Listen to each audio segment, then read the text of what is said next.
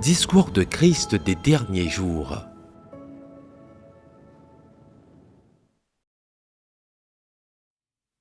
Parole sur la connaissance de l'œuvre et du tempérament de Dieu. Extrait. Dites-moi, est-ce la vérité que Dieu aime l'homme et a de la miséricorde pour lui? Dans ce cas, est-ce la vérité que Dieu n'aime pas l'homme et même qu'il le maudisse et le condamne? En réalité, ces deux phrases sont la vérité et absolument correctes. Cependant, il n'est pas facile de dire « la vérité est aussi que Dieu n'aime pas l'homme » et il est difficile pour les gens de dire de telles paroles.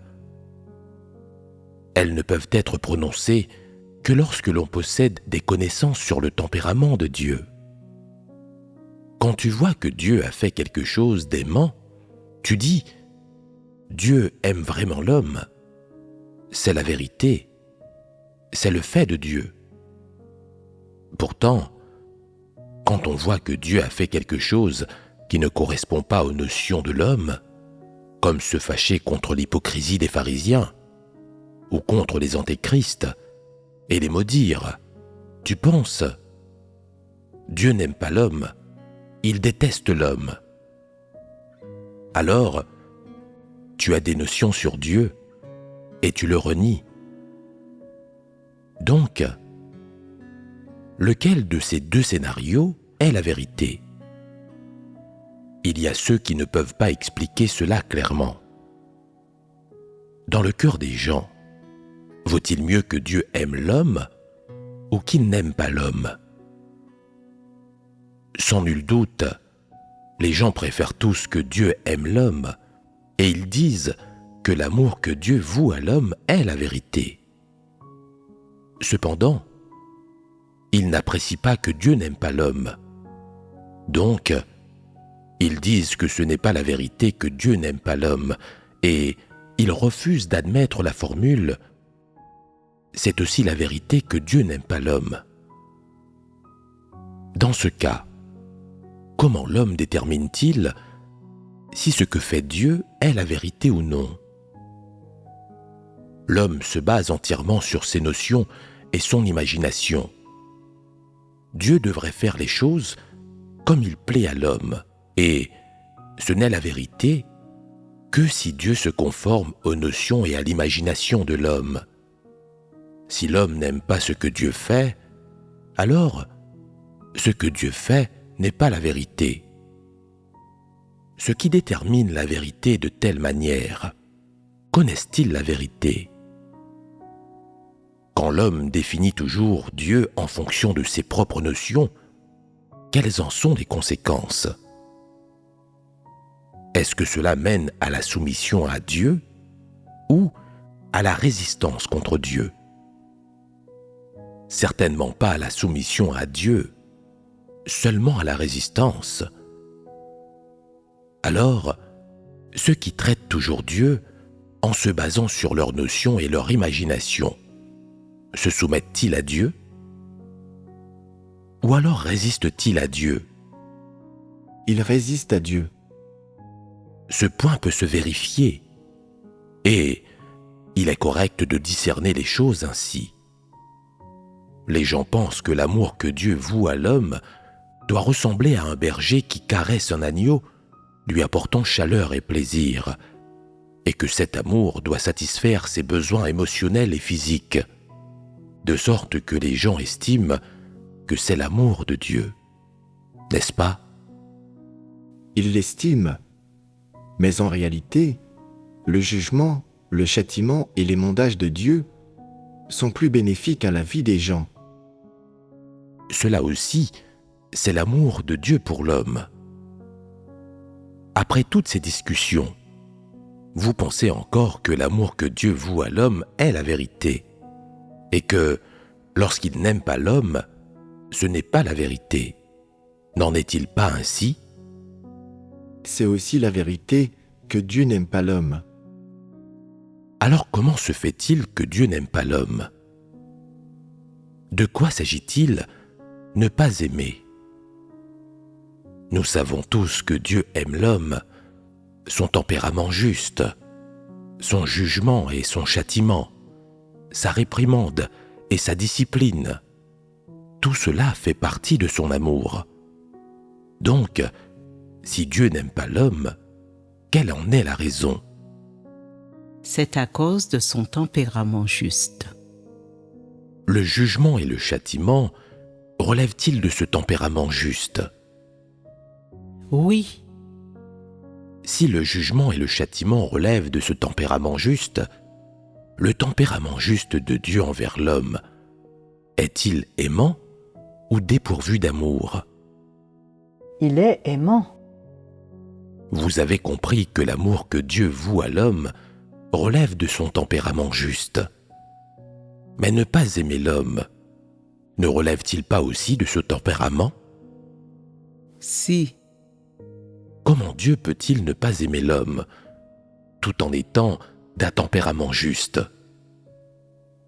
Permettez que je vous pose une autre question. Pensez-vous qu'il soit possible pour Dieu de ne pas aimer l'homme? Peut-il exister un tel exemple? Quand l'homme commet toutes sortes d'actes malfaisants et brise le cœur de Dieu, Dieu n'aime pas l'homme. Ce dont tu parles est conditionnel et basé sur des prérequis, tandis que ce que je demande est sans présupposition. L'amour que Dieu voue à l'homme est sûrement la vérité, et tout le monde comprend cela. Cependant, les gens se demandent si le fait que Dieu n'aime pas l'homme est la vérité. Si tu dépasses cette question, tu dépasseras la plupart des choses que Dieu fait, et tu ne développeras pas de notion. En ce qui concerne Dieu, quelles sont les manifestations, parmi d'autres, qui montrent qu'il n'aime pas l'homme? Nous ne sommes pas encore conscients de cet aspect.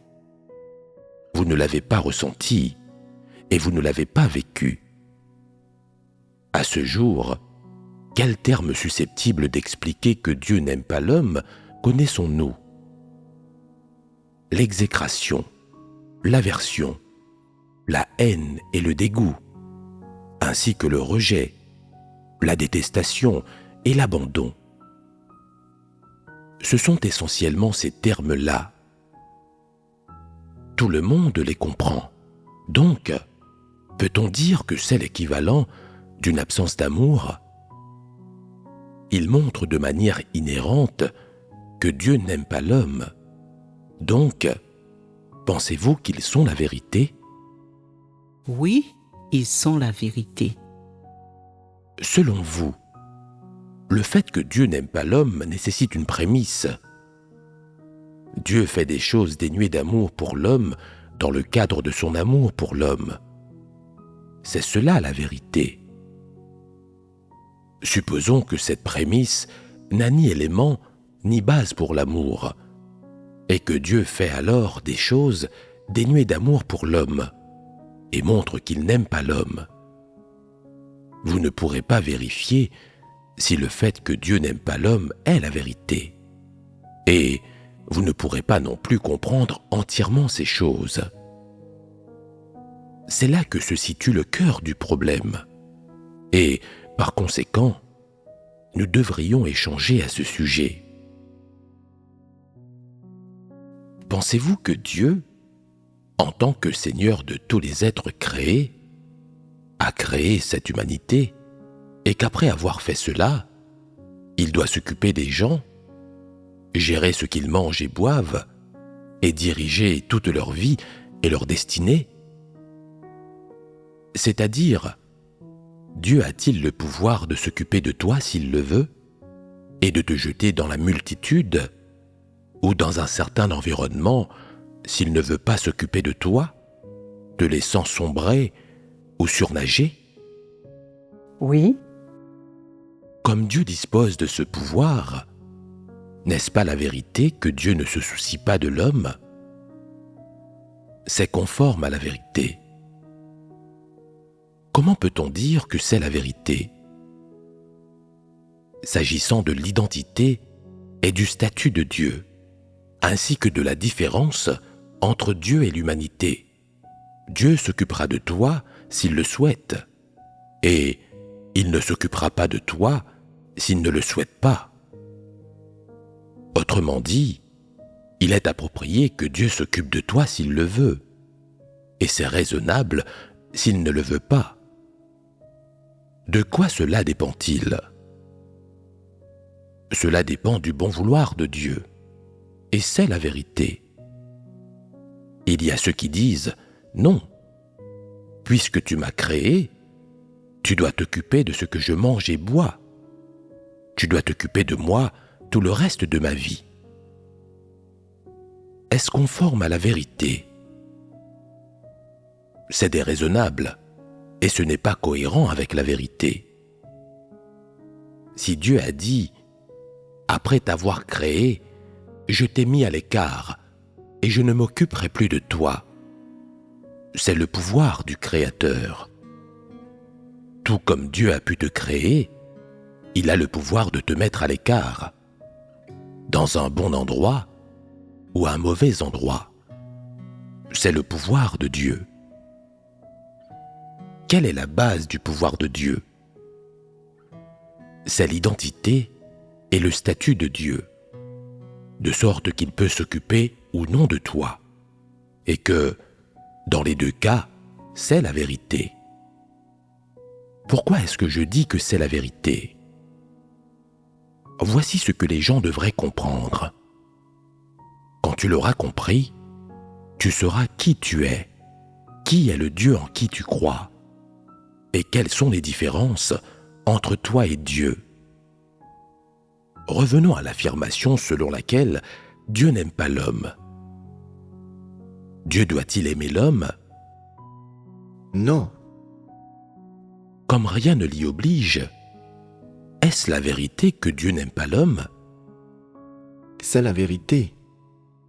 Cela n'éclaircit-il pas les choses ? À présent, parlons-en.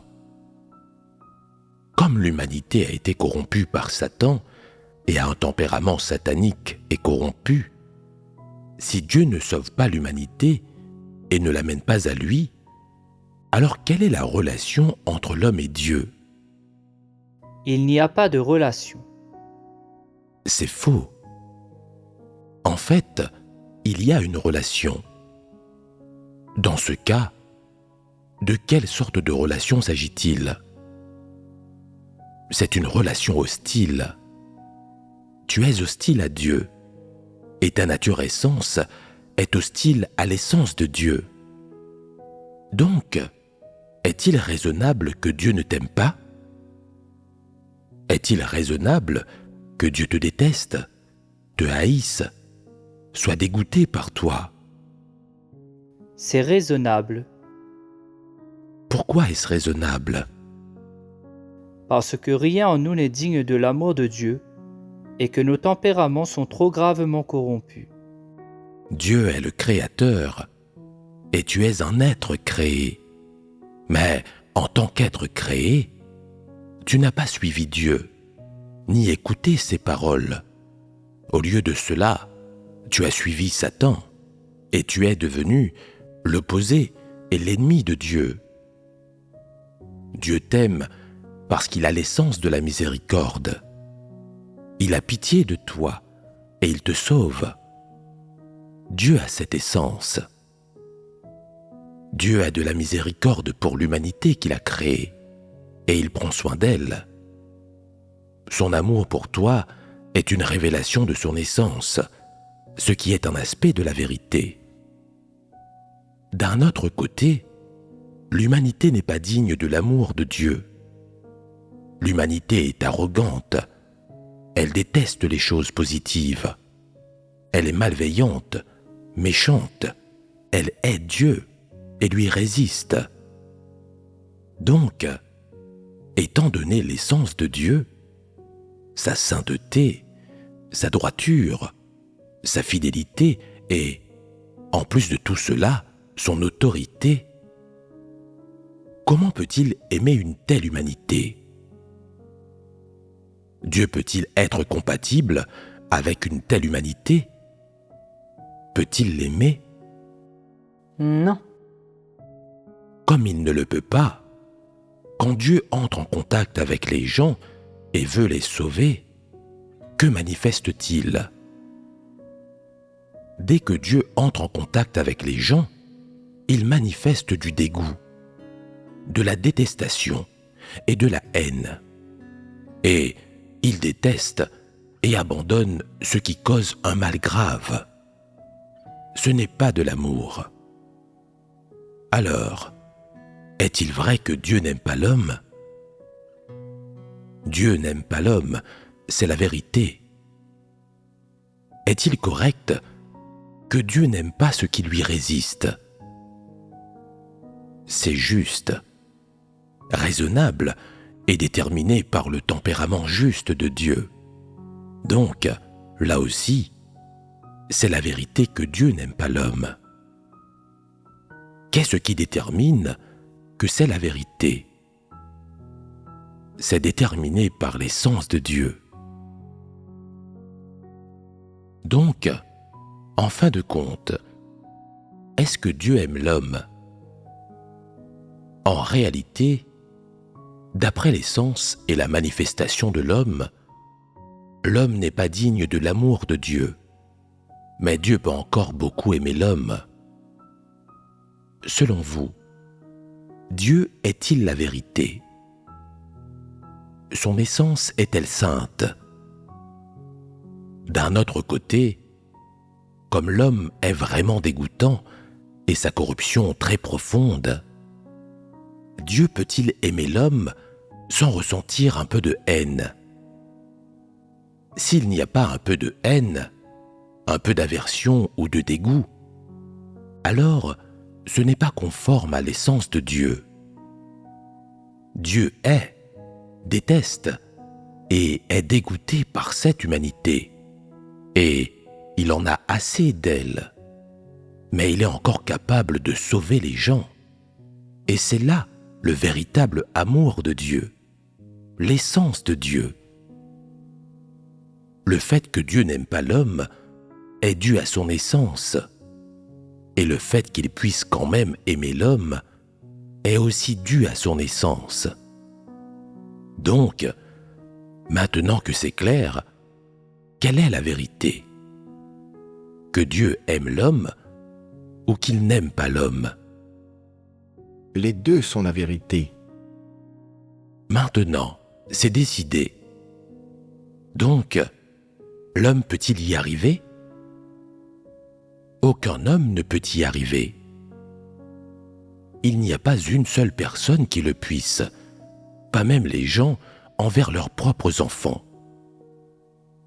Si ton enfant te met en colère et te brise le cœur en permanence, tu seras d'abord en colère, mais avec le temps, ton cœur en éprouvera du dégoût. Quand ton enfant t'aura dégoûté assez longtemps, tu abandonneras complètement et en fin de compte, tu cesseras d'avoir des relations avec lui. En quoi consiste l'amour humain? Il vient de l'affection et des liens du sang et de la chair. Donc, il n'a rien à voir avec la vérité. C'est l'amour qui vient des besoins de la chair et d'affection de l'homme. Quelle est la base de cet amour? Il est basé sur l'affection, les liens du sang et les intérêts, et ne comporte pas une once de vérité. Alors, quelle est la raison de l'absence d'amour chez l'homme?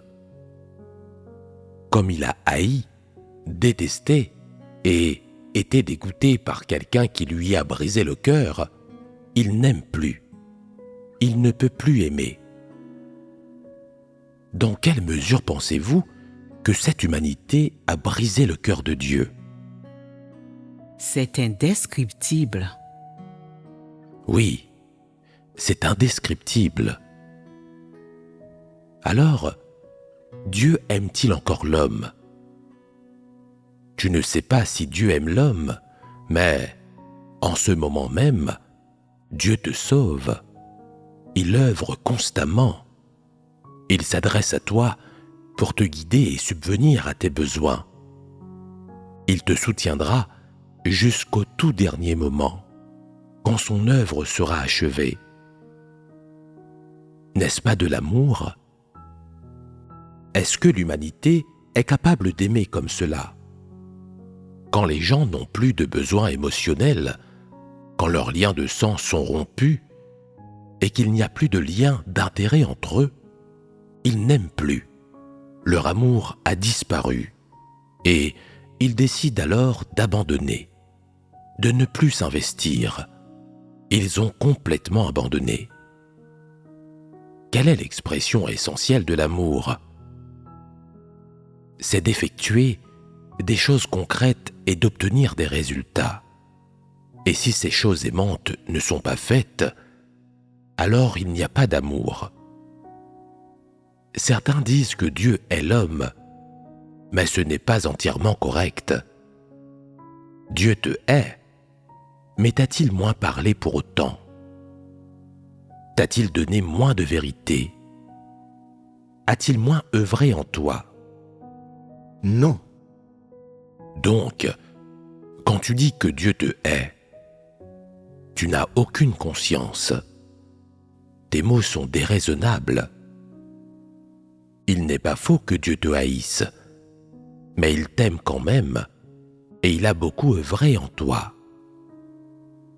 Il est vrai que Dieu te hait, mais pourquoi? Si tu te soumettais à Dieu en tout point et devenais comme Job, est-ce que Dieu te haïrait encore? Il ne te haïrait plus. Il n'aurait que de l'amour pour toi. Comment l'amour de Dieu se manifeste-t-il? Il ne ressemble pas à l'amour de l'homme, qui revient à envelopper quelqu'un dans du coton. Dieu n'aime pas les gens de cette manière. Il te laisse mener la vie normale de l'humanité créée. Il t'indique comment vivre, comment survivre et comment l'adorer, comment être maître de toutes choses et vivre une vie pleine de sens, et comment ne pas faire de choses absurdes ou suivre Satan. La signification de l'amour de Dieu n'est-elle pas durable et profonde? Elle est trop profonde, et les répercussions de ces actions de Dieu sont d'une importance monumentale et d'une valeur extrêmement profonde pour toute l'humanité. C'est une chose qu'aucun être humain ne peut faire. C'est d'une valeur inestimable, et l'homme ne peut pas l'échanger contre de l'argent ou un quelconque bien matériel. Tu vois, de nos jours, les gens comprennent quelques vérités et savent comment adorer Dieu. Mais savaient-ils ces choses-là il y a 20 ou 30 ans? Ils ne savaient pas comment la Bible est née. Ils ne connaissaient pas le plan de gestion de Dieu. Ils ne savaient pas comment adorer Dieu et vivre de façon à être un être créé qualifié. Ils ne savaient aucune de ces choses. Donc, si vous vous projetez dans 20 ans, l'humanité de cette période-là ne sera-t-elle pas bien meilleure que vous l'êtes maintenant? Comment cela arrivera-t-il? Grâce au salut de Dieu et à son amour infini pour l'homme. C'est parce qu'il a une telle patience, tolérance et miséricorde pour l'homme que l'homme a gagné tant de choses. Sans le formidable amour de Dieu, l'homme ne gagnerait rien. Pensez-vous que Dieu aime l'homme? Oui. Alors, Dieu est-il l'homme? Oui. De quelle façon? Dans son cœur, Dieu est réellement dégoûté par l'homme, et il déteste la nature essence de l'homme. Il est dégoûté par chaque personne. Donc, comment peut-il encore œuvrer en l'homme? Parce qu'il a de l'amour et qu'il veut sauver ses gens. Ne hait-il pas les gens quand il les sauve? Si, la haine et l'amour coexistent simultanément. Il hait, il déteste et il est dégoûté. Mais en même temps, il œuvre au salut de l'homme. À votre avis, qui peut faire cela? Aucun homme ne peut le faire. Quand les gens voient une personne qui les dégoûte et qu'ils détestent, ils ne veulent plus la regarder et ne supportent même plus de lui dire un seul mot, ou, comme le disent les non-croyants, si l'on n'a rien en commun, le moindre mot est une perte de salive. Combien de paroles Dieu a-t-il dites à l'homme? Trop. Peux-tu dire que Dieu n'aime pas l'homme? Ou qu'il ne hait pas l'homme? La haine est un fait, comme l'amour. Supposons que tu dises « Dieu nous hait ». Ne nous rapprochons pas de lui. Ne laissons pas Dieu nous sauver pour ne pas l'agacer tout le temps. Est-il normal de dire cela? Tu n'as pas de considération pour le cœur de Dieu. Tu ne le comprends pas et tu ne le connais pas. En revanche, en disant cela, tu te rebelles contre Dieu et tu lui brises le cœur. Tu dois comprendre pourquoi Dieu est l'homme et comment il aime l'homme. Il y a des raisons à l'amour de Dieu et à la haine qu'il éprouve. Ils ont tous deux leur contexte et leurs principes. Si tu dis « Tout comme Dieu me sauve, il doit m'aimer. Il ne peut pas me haïr. » Est-ce une exigence déraisonnable? Même si Dieu te hait, il s'empresse de te sauver et il te donne quand même l'opportunité de te repentir. Cela n'a aucun effet sur le fait que tu manges et bois les paroles de Dieu, ou que tu accomplis ton devoir et que tu continues à jouir de la grâce de Dieu. Donc, pourquoi continues-tu à argumenter? Quand Dieu te hait, c'est normal. C'est déterminé par l'essence de Dieu et il s'empresse de te sauver. Les gens ne devraient-ils pas avoir une certaine compréhension de cette question? Que devraient-ils connaître? Ils doivent connaître le tempérament juste de Dieu et sa sainteté. Comment devrait-on s'y prendre pour les connaître? Quand Dieu hait énormément cette humanité, mais qu'il est encore capable de la sauver, comment appelle-t-on cela? De la miséricorde en abondance. C'est ce que contient le tempérament juste de Dieu. Seul Dieu peut faire cela. Satan ne le fera pas. Bien que Satan ne te haïsse pas, il te piétine. S'il te haïssait, il te tourmenterait toute la journée, te privant même de la réincarnation de façon permanente et te laissant descendre dans le 18e cercle de l'enfer. N'est-ce pas ce que fait Satan? Mais Dieu traite-t-il les gens ainsi?